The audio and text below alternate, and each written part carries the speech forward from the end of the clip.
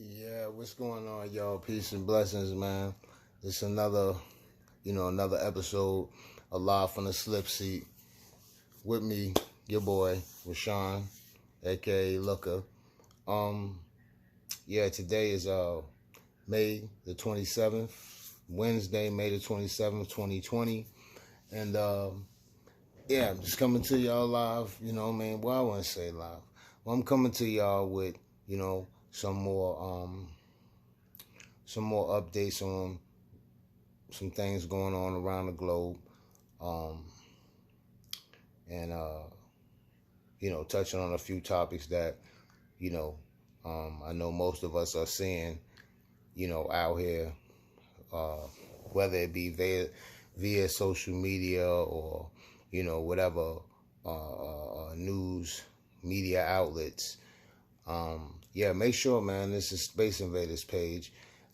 Make sure y'all hit the subscribe button, hit the notification bell, so you'll know every time that I post something. You'll get that alert. But you got to subscribe first to even hit that notification. So make sure you subscribe and hit that notification bell, man, and keep your eyes open to all the different topics I try to come to y'all with once a week. I try to drop them once a week on a Wednesday. And we call it Live from the Slip Seat. Being that I'm a trucker, a local trucker. I say Live from the Slip Seat because normally I'm in the truck, and but for the past couple of weeks, I've been compelled to just do them from home because I've been getting like swamped during the day, so I haven't been able to do the videos live from the truck, so I'm in the comforts of my home and I'm doing the videos, and it's a little more peaceful and quiet, right? But yeah, man, so peace and blessings to everybody out there. Hope everything's going all right for everybody.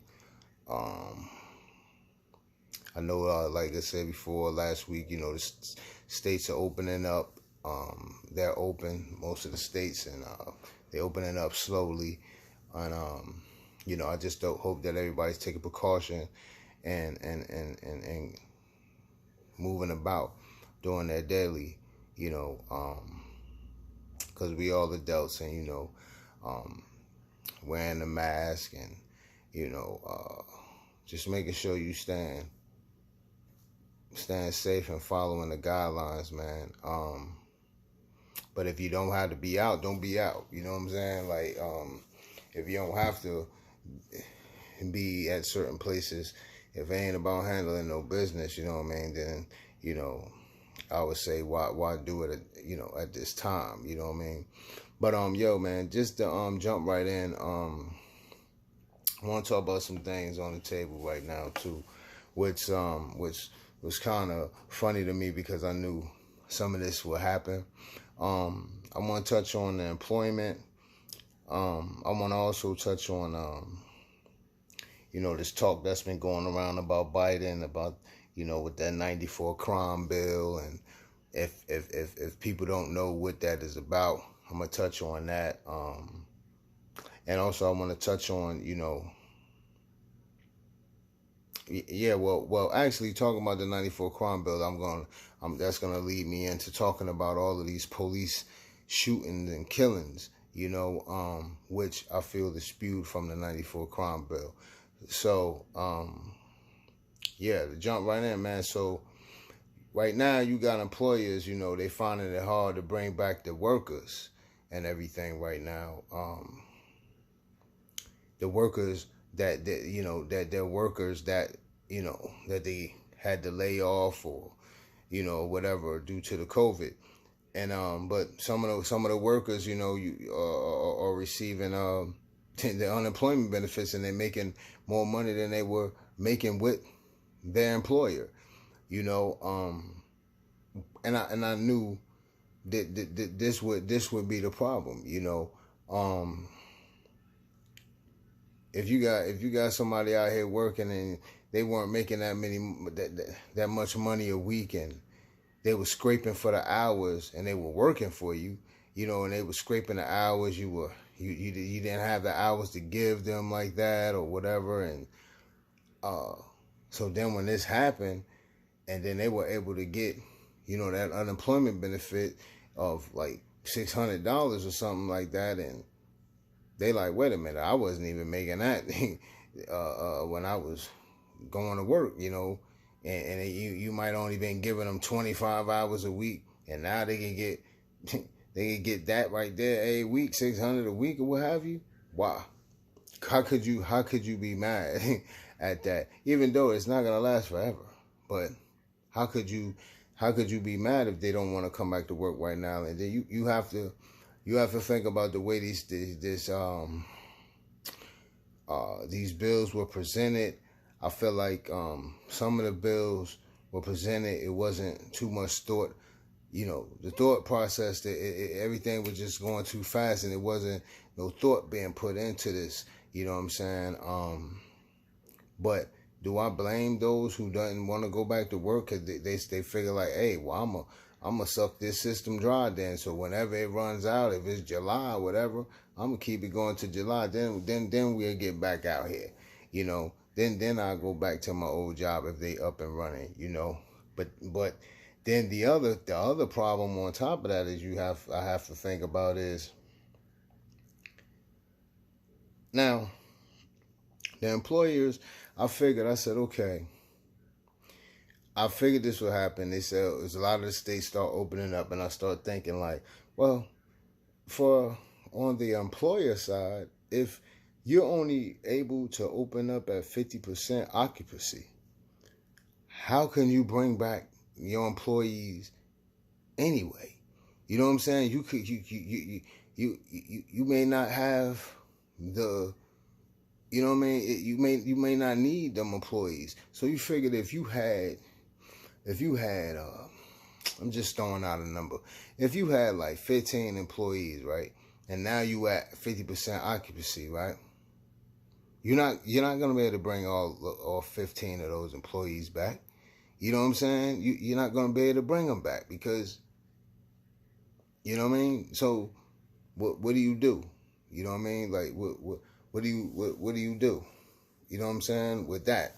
And then how are you going to be able at 50% occupancy? How are you going to be able to sustain anyway? You know what I mean? I mean, you're still going to be scraping for a minute until you get up, until whatever your state deems that it's time to move up to, opening your doors wide up and having full occupancy.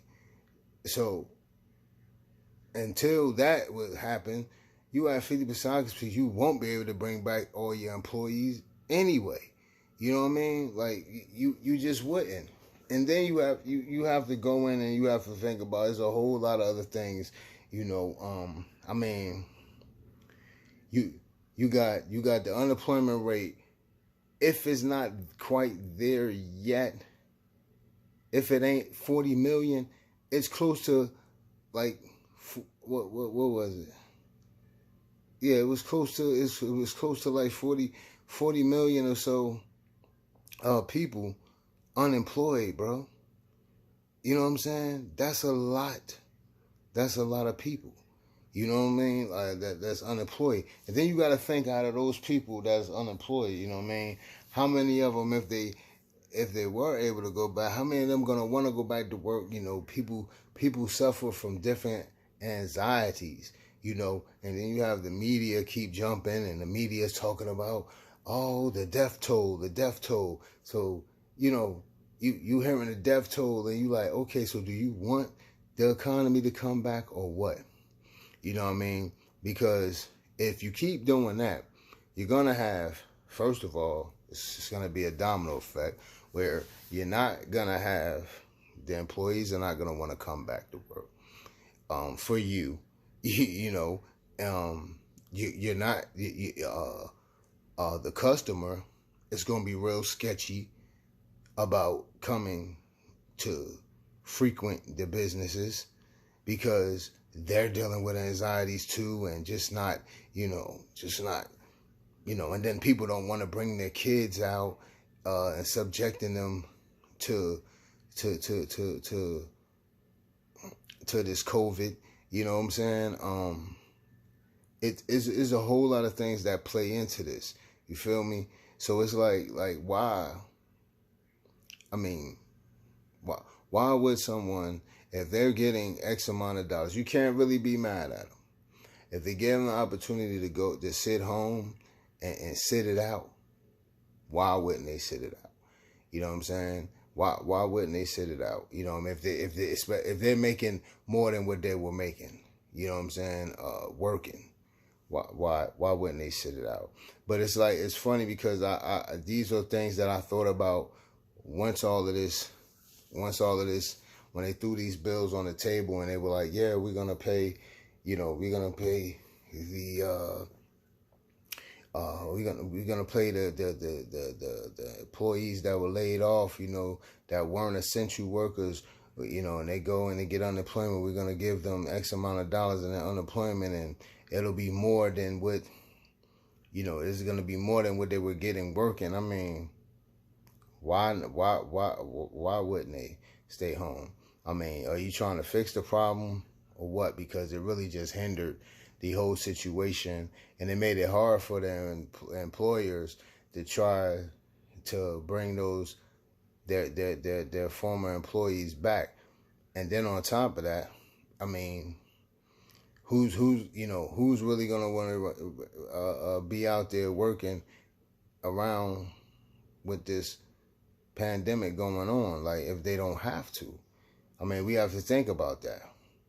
So like I said, man, you have like almost 40 million people out of work right now, unemployed, filing for benefits. This was as of last week. Those were the numbers. Today's the 27th, so I want to say, might have been almost 2 weeks ago. I want to say on the 14th of May, those were the numbers. You know what I'm saying? Like almost 30. It was like 39 million, 38 million, something of that nature. You know what I'm saying? So it's like, come on, man. Like, really? So this thing is not, not getting better. You still got to think about the employers that may not open their doors up because they took a big, this hurt them bad, being shut down. And then you got to think about the companies that were already on the fence before all of this, that were already struggling before all of this. And if they weren't, and then you got to think about the companies that if they weren't able to get that paycheck protection program, then where are they at? You know what I mean? Then what are we looking at? So we open our doors up and we only going to be able to have 50% occupancy. That's still not going to help me. You know what I mean? It's just, I'd rather go ahead and just take this L. You know what I mean? Let's not waste no time. You know what I'm saying? Because you got the media consistently keep blowing it in people's face about, the death toll and stay in the house, and and you like, okay, well, what do you want to do? One minute you say stay in the house, the next minute you're saying, okay, certain states are opening back up. We're opening up slowly, but hey, stay in the house. But this country, you want the country to run or not? You know what I'm saying? Because if you keep doing that, you're confusing people, and you keep pumping fear into people. So it's not, it doesn't even make sense. And like I said, you have people, that suffer from anxieties and then you got those that got every right, like that if they have to work straight, they working and they got to come back out and work like that. You know what I'm saying? It's like they don't want to get sick. And if they have children, then that's another thing you got to think about too. I know, you got certain states, just like here, in Carolina, you have the daycares are not open. So that's another issue right there for parents that that has to work. So now now you're looking at things where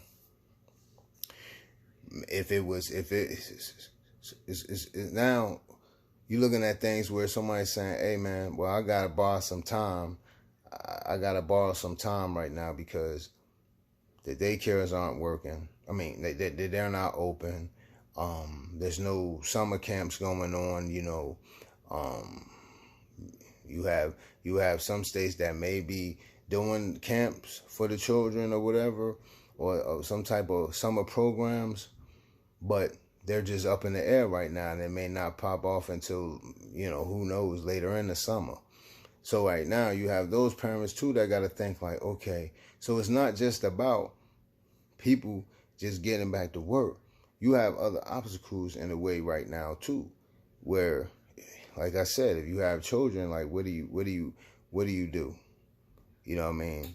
So you have to try to buy yourself some time, and you like, hey, well, I'm gonna sit this one on and ride this out till I figure this out, and what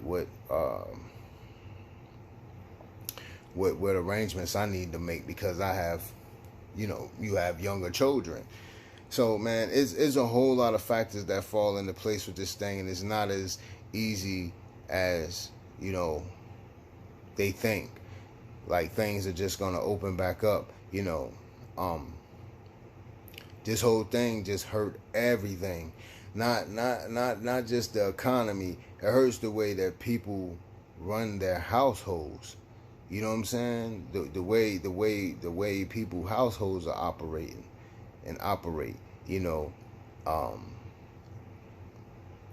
might have it where you had two people in the house, breadwinners. Now you down to one person that's the breadwinner in the household.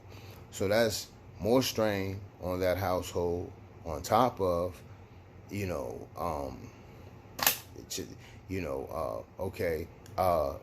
it's, my state is opening back up, but now I gotta do I go back to work? I don't have any child care.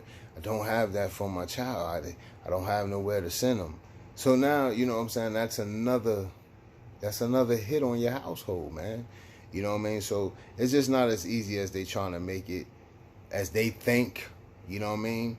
And like I said, this country is a business, so it's not their business to think about like how your household gonna run or whatever. But I'm just saying that this thing is not that easy as they may think. Oh, we get back to business. No, this thing messed up households right now. Like it kind of knocked it off balance for households and the way your household is ran.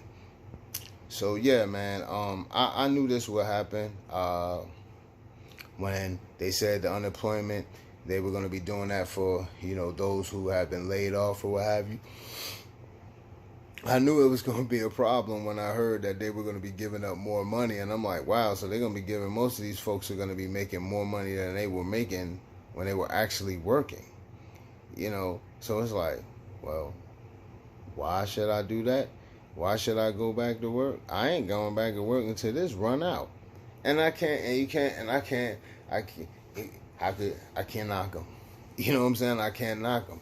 They feel like especially if they feel like that's just due. They've been owed that. You know what I mean? Hey, that's how they gonna carry it. But yeah, man. Moving on, that 94 crime bill. We're gonna move on to this 94 crime bill that Joe Biden signed. No, but Joe Biden pushed. I'm sorry, when he was a senator, he pushed that, and Bill Clinton signed off on it in '94. And to me, that '94 crime bill has been like the boogeyman to the inner city, to the urban community, to the hood. You know what I mean? It's been the boogeyman, and everything that we seeing right now. And that 94 crime bill, that was like, it it was the boogeyman. It was the boogeyman of the inner city, the hood.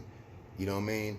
And everything that you're seeing now is nothing more than the spirit of that bill. And this 94 crime bill was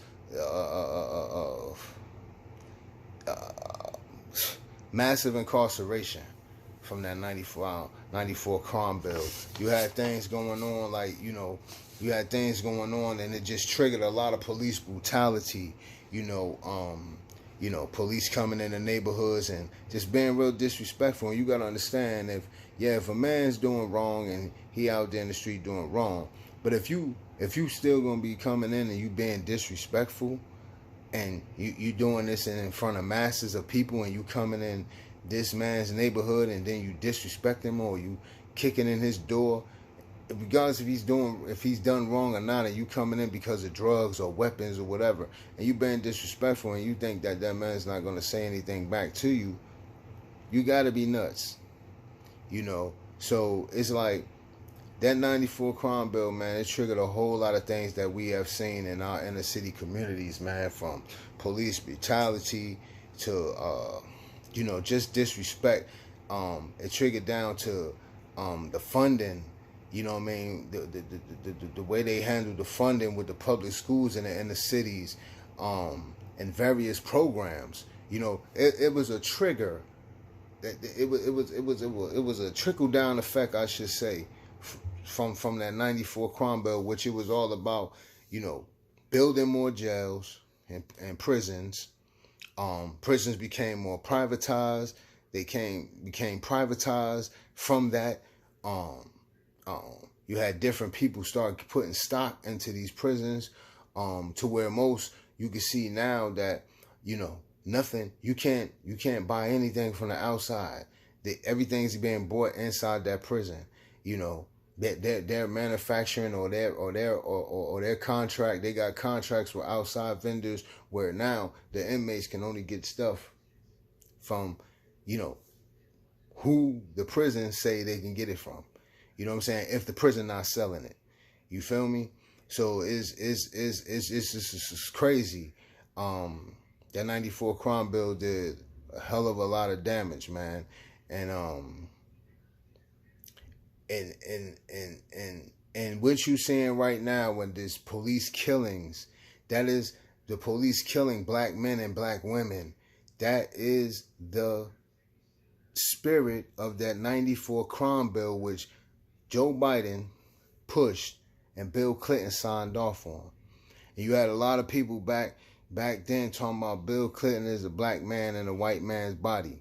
But that man signed off on a bill that caused a lot of destruction.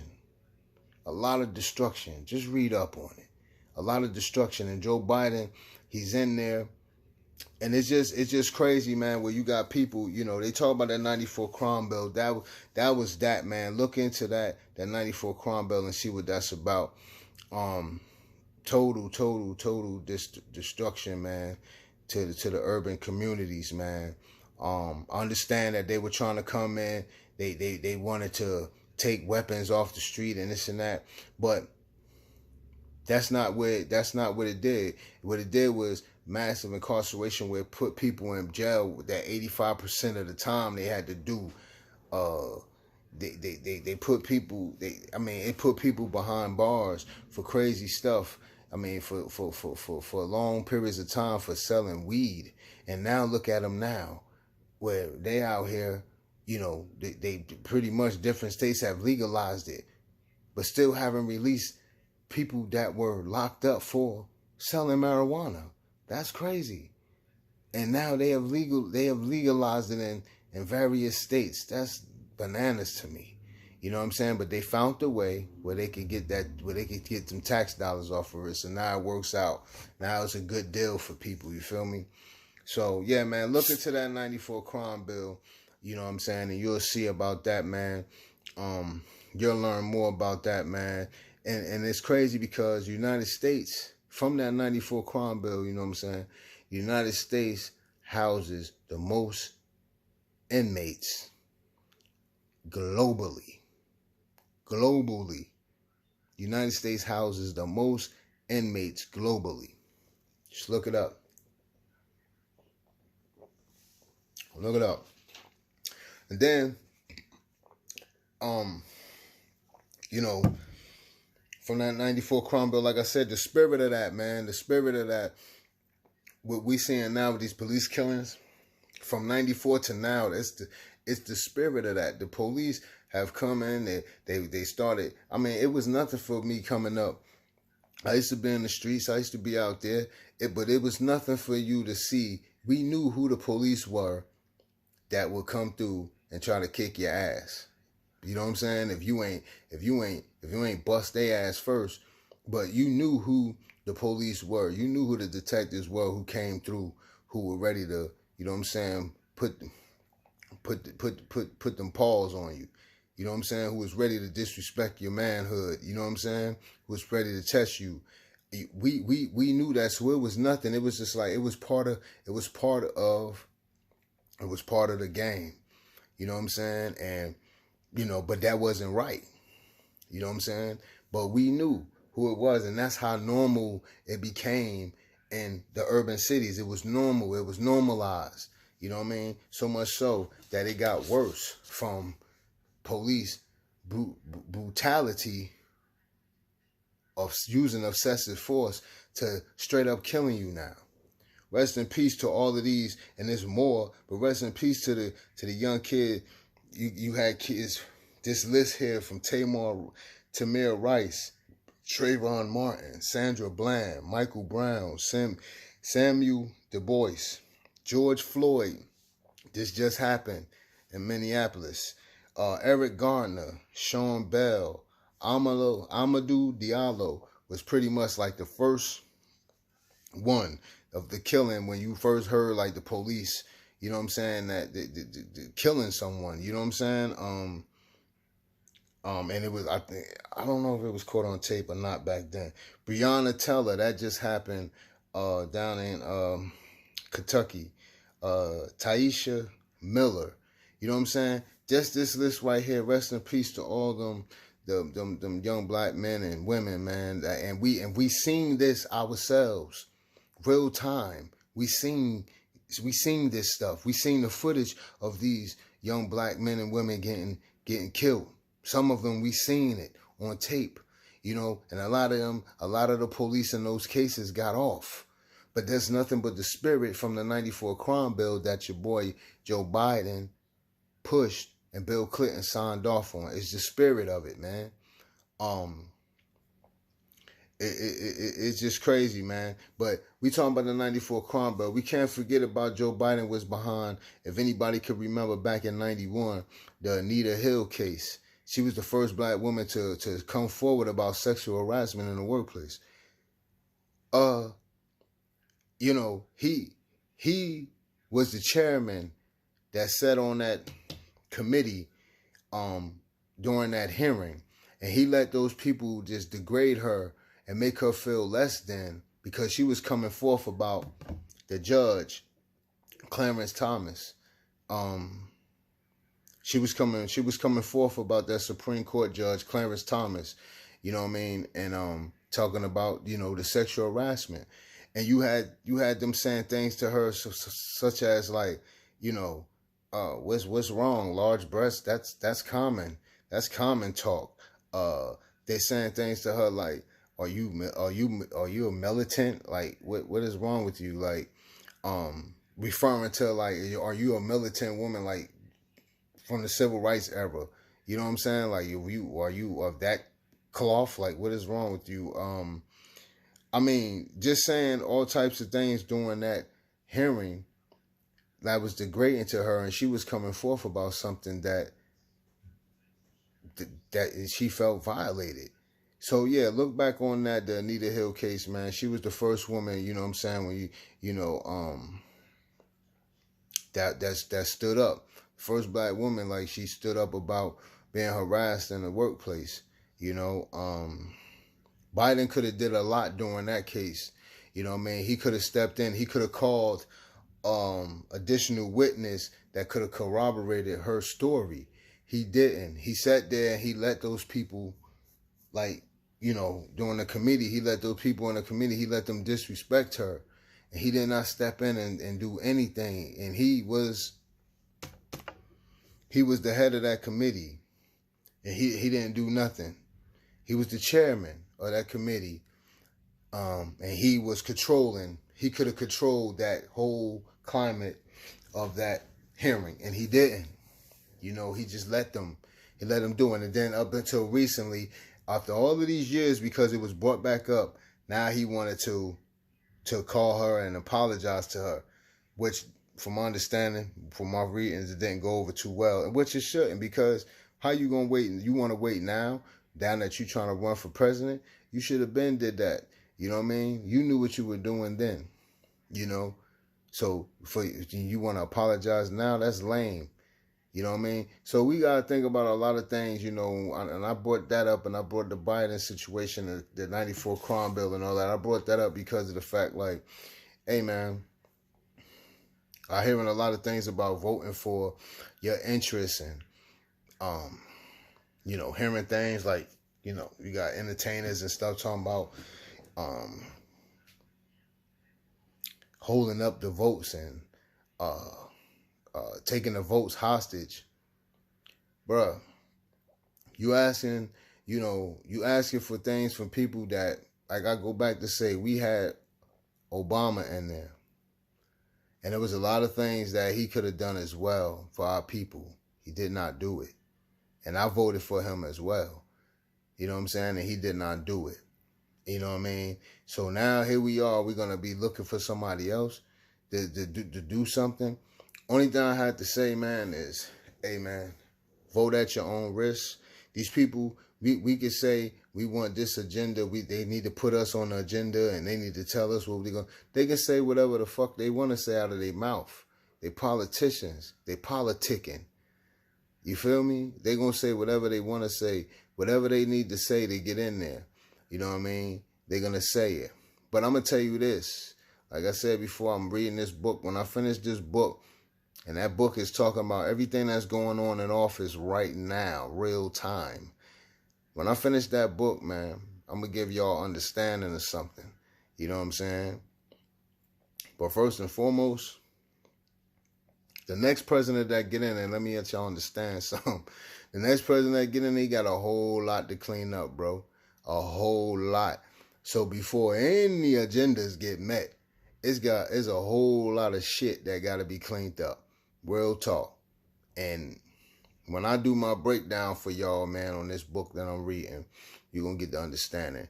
You know what I mean? And I'm going to share that with y'all. Because there's a whole lot that need to be understood right now. And this ain't no conspiracy theory book that I'm